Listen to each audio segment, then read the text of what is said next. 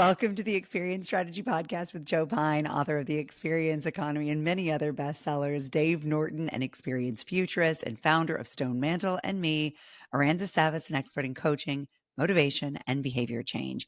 Each week, we bring you a trending story from the news and share our hot takes. Today, we're talking about PWC's recent Growth Through Experience report. It presents a behavioral lens for understanding and designing exceptional customer experiences that drive growth.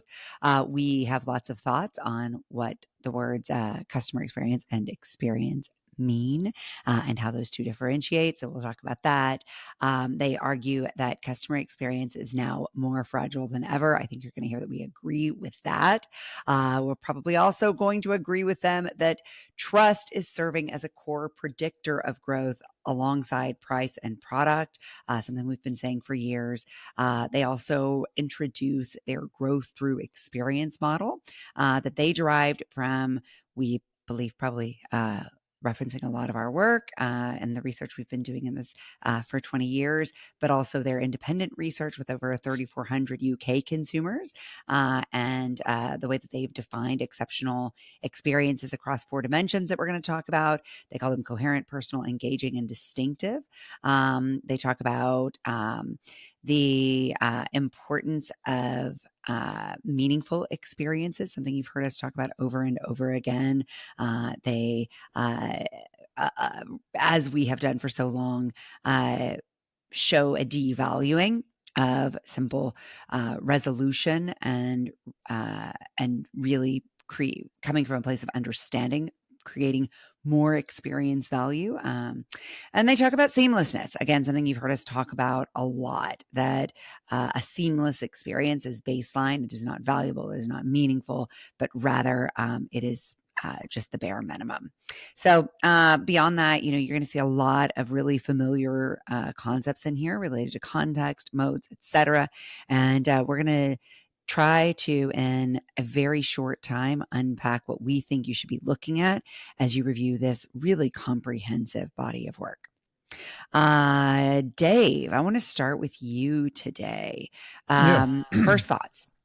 Yeah, so I initially get nervous every time I hear the words customer experience. Right. And a lot of that is because we have seen over the last 15 years that customer experience has been very much defined as kind of service delivery. And while there are some good things that have come out of CX, measurement has not necessarily been one of those things.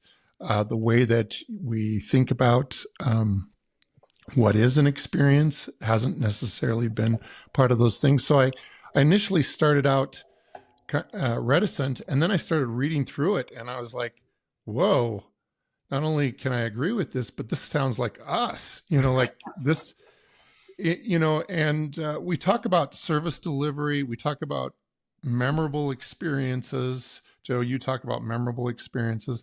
And then we've argued for some time now that where the customer is at is that they want meaningful experiences. And I just got to read this line: a clear sense of what truly moves people, not what they click, but what they feel, what they remember, what they act on, and crucially, what they come back for. What's missing is not measurement, it's meaning. That's from this first slide called A New Lens on Customer Experience.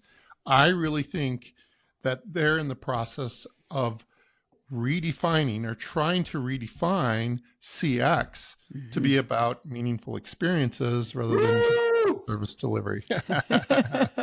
Finally. Looks like which is great because somebody that agrees with us. this is something that we've been saying for some time, and they have a bigger microphone than we do. So maybe it will help to move the discipline in the right direction. We'll see. That's kind of what I think. I think it's also interesting that they started down this particular path in 2020.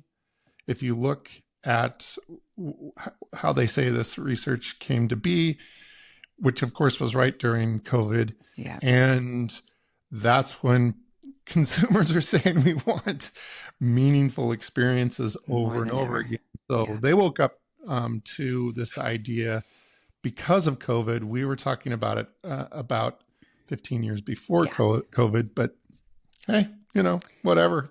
It's good. It's good. It all represents progress. Joe, first thoughts. Well, my first thought is I wanted to mention that, for those few who are watching this on video, I wore white today to counteract Dave's usually Jobsian black t-shirt, but then he went with blue. So I don't know. If you aren't watching it, come over to YouTube, subscribe. So yes, I come not to dismantle this report, but to praise it. It is very, very good. It is a great attitude. Yeah. I'll key off first on these 4, they call them behavioral dimensions that define exceptional experiences. And I'll take them in a different order than they do and start with engaging, right? Mm-hmm. Well, actually, let me start with distinctive, because what I do when I contrast the experiences that are the essence of the experience economy with CX, which is really a bastardization of the concept, that arose from this focus on experiences. As I talk about experiences as true distinctive experiences, right? And that's one of their 4 dimensions, is it has to be distinctive. It doesn't have to be bold or theatrical, they say, but it does have to feel authentic. Well, we wrote a book on authenticity as well regarding this. But experiences have to be distinctive, and the way to do that is to make them engaging. Right, a second one of their 4 dimensions. It's in the definition. Right, my definition of experiences is memorable events that engage each and every individual in an inherently personal way. You have to reach inside of people, create a memory. In order to create that memory, you have to be distinctive, and that inherently personal way recognizes that experiences actually happen inside of us. There are reaction to the events that are staged in front of us, and therefore the more personal you are, the third of their 4 dimensions, then the more you're going to engage, then the more distinctive you're going to be, and the more memorable. Right? Customization, they use the term personalization. Personalization, in my parlance, is a subset of customization, which is a subset of individualization. But anyway, all in the same direction. It's being personal. Right, is the key. It's how to be not just personalized, which is different, but personal by engaging people. And then the 4th one they have is coherent, and that is what we in the book The Experience Economy, we talk about 5 elements of experiences, of which the second one is that it's cohesive. Right, so just a different flavor of coherent, but it means it has to cohere. Right, in order to be cohesive, it has to hang together. It's part of a framework we have called a theme, THEME, that starts with theming the experience. And that's the only way you're truly going to be coherent, is if you have your intention stated out as a theme. It's the organizing principle for the experience. It's how you decide what's in the experience versus what's out of the experience. And that, and only that, will truly make it cohere, make it be coherent. Because otherwise it just tends to change. You don't have that North Star of what we're trying to accomplish, and you're doing all good things. And individually you look at them, hey, these are great things, but they don't always hang together. So I think those 4 elements that PWC is talking about here is very, very good. This episode is brought to you by Cargo, a strategic marketing firm that we at Stone Mantle have partnered with for years. Cargo knows how to build meaningful brand experiences because they ask every prospect or client the same question. What if every customer brought you your next one? Let's face it, customers advocating for your brand, not you, is the only currency that matters now. It's the kind you earn by investing in moments that move people, experiences that hit deeper, stick longer, and spark something real. Because when something feels personal, when it truly resonates, people share it. And when they do, you don't just earn attention. You earn trust, traction, and impact that money alone could never buy. Cargo focuses on just that, inspiring advocacy, creating unforgettable brand moments that spark real connection, meaningful conversation, and loyalty that builds movements, not just market share. For a limited time and only for Experience Strategy Podcast listeners, they're offering their proprietary advocacy readiness workshop for free to a few companies who are serious about getting every customer to bring you the next. Follow the link in the show notes to sign up and tell them that Dave, Aranzis, and Joe sent you. Yeah, agree. And again, it points to why things like seamlessness are so low value, because there is no awareness of seamlessness. In order to create meaning, there has to be some level of awareness. Rise the level of memorability. Exactly. Correct. Yeah. I also thought there were some really good points about measurement in here. And so they do talk about the overabundance of measures that experienced strategists of all types are managing right now. So, and that sense of overwhelm, we hear this so often from our clients that they're like, I don't know what to pay attention to. I've got billions of data points about what people are clicking on. How do I know what's important?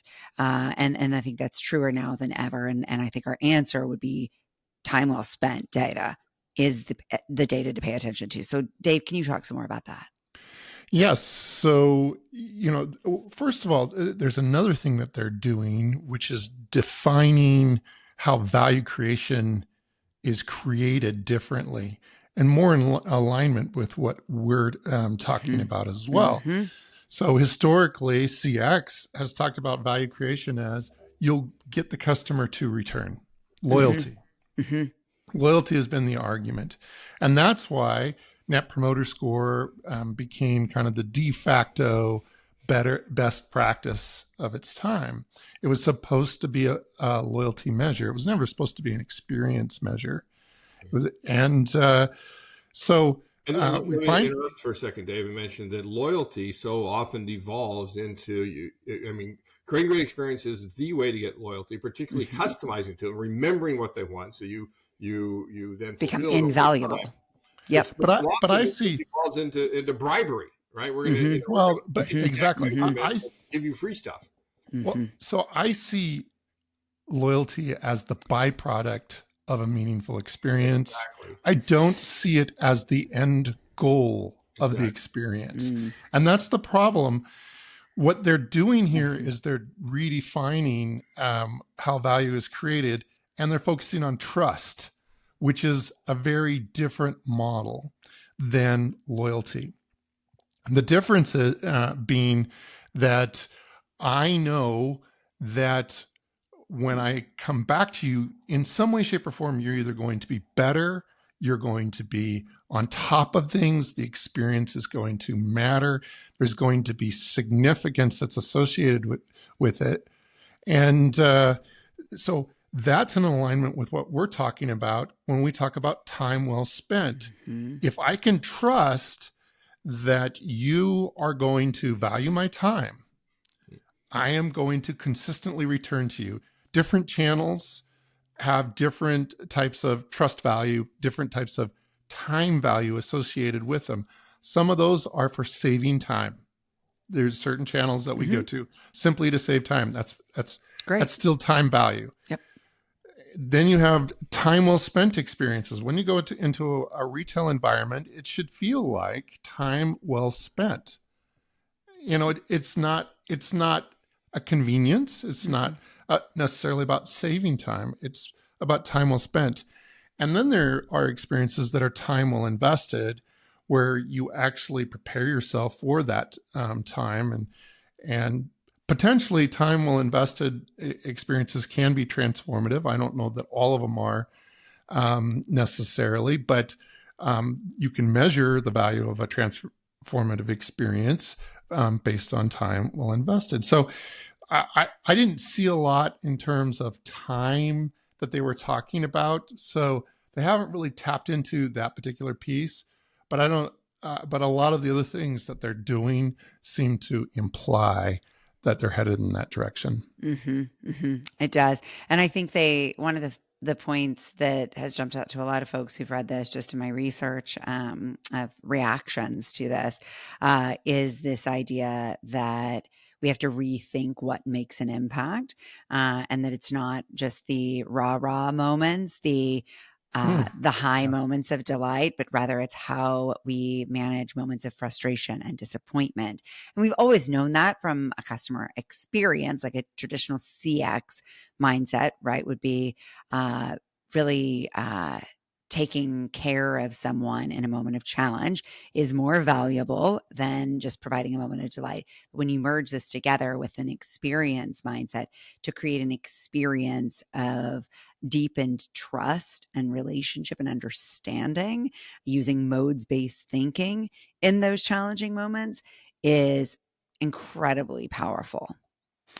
Yeah, they didn't quite get to there yet. Yeah. They're still talking about moments, which is fine. Yeah, I mean, they're describing new. modes though through all of this because they're talking about mindsets and behaviors to get a job done. They just don't quite get to the getting something done piece. Well, then they did this odd thing where they have kind of like 4 journeys that they kind of define as the most important journeys to pay attention to.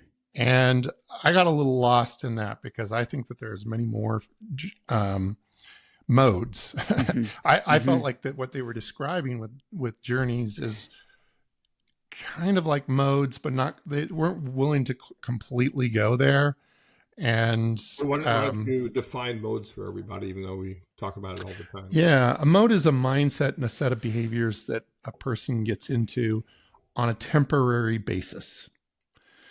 And the word temporary is really important because they purposely set up their life to quickly get into that mode, and then they stay in that mode as long as it takes in order to get a job done, or until their mood changes, or until the situation at hand resolves itself. There's a lot of different reasons why they get into a particular mode.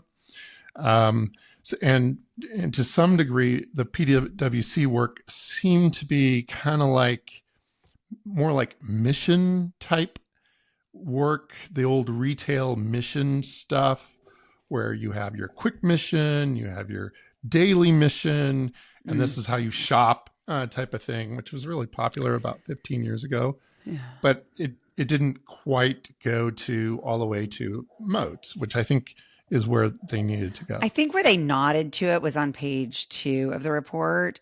And they talk about they're mid-scroll, waiting for the kettle to boil, on the sofa, watching something else. They're busy, distracted, curious, hopeful, or just filling a gap between moments, right? So that, to me, is their description of modes. Yep. Because it's acknowledging that we are moving in and out of modes at a rapid pace, and we have an expectation to accomplish what we want to accomplish in that moment to meet that need. Yeah, it was almost a little bit really like back to Google's micro moments. Like it was, it was a little bit of that, which is fine, but it doesn't. It's hard to create what they call it, a term I love, exceptional experience out of moments, right? You need time to be able to engage, to be able to become distinctive, and moments don't generally do it. But again, that's a thing that would make the report even better as opposed to a criticism. And one of the things I liked is at the end, toward the end, they have these case studies. One was retail, actually, which is what you already alluded to. And retail needs this stuff more than any other industry. It's the one that least embraces it, which is really surprising because they have such direct physical interactions with customers. Healthcare, they mentioned, and I always say, I work more in healthcare because research shows that the better the patient experience, the better the outcomes. I mean, there's just this direct line between creating exceptional experiences and giving patients the outcomes that they want. And one on financial services I thought was very interesting because they talked about give customers not just functional service, but most emotional assurance. And I don't know if that just means they're British because they tend to use the word assurance versus insurance, but they might be, I don't know. But we have a model in the experience economy for insurance companies that applies to greater financial, quote unquote, services, really should be financial experiences and transformations. And it's insure, assure, ensure, right? Insure basically means give people money when something bad happens. Assure is the emotional connection. It's the meaningfulness that you provide. It's making them feel better about what happened, in addition, of course, to giving them money. And ensure is bringing them back to whole, ensure that they are whole, or ensuring on the opposite side that whatever happened isn't going to happen. And so following that sort of model, I think would help financial companies in particular and insurance companies to provide these exceptional experiences, again, that become not just a service, but become meaningful and become transformative. That's a good point. I like you said, Aransas, and I want to point this out. For the last 4 years, you've been writing the Stone Mantle trends reports, and a lot of the content in here sounds like things that you've been writing about for some time in terms of the value that consumers are putting on meaningful experiences and behavior change and so forth. So that's a good sign. And great research will out. Yes, exactly. Well said. Well said. So with that, we promised you we're going to try to keep these under 20 minutes for you. We're doing our best, I promise, but there's so much we have to say about this. So I encourage you to take a look at it. Let us know what struck you. I think it's a really nice compliment to our work and a nice translation of many of the things that we've been talking about and thinking about. And to me, such a good indicator that this thinking has become more prevalent for more companies, and PWC has great reach. So it makes me believe that we're going to see more and more companies adopting this thinking. Really excited that they're investing in moving beyond CX into experience as a strategy, as a business strategy specifically. Fun fact, guys, next week on the show, I will have an update for you because Friday night, I'm going to a really fun experiential event. We're going to go see Punch Drunk's new show. And if you know Punch Drunk, they're the ones that created Sleep No More, which sort of redefined the immersive theater category. And they have a new show called Viola's Room. So we're seeing it on Friday, and I look forward to telling you all about it. I look forward to it. Yeah, I'm excited. Awesome. Wonderful. Well, for all of you out there listening, tune back in next week. We'll have updates for you. But really, we'd love to hear from you in the meantime. Let us know what you think about this report and what research you wish existed so that you could make more confident decisions for your experience strategy. Thanks for being on the ride with us.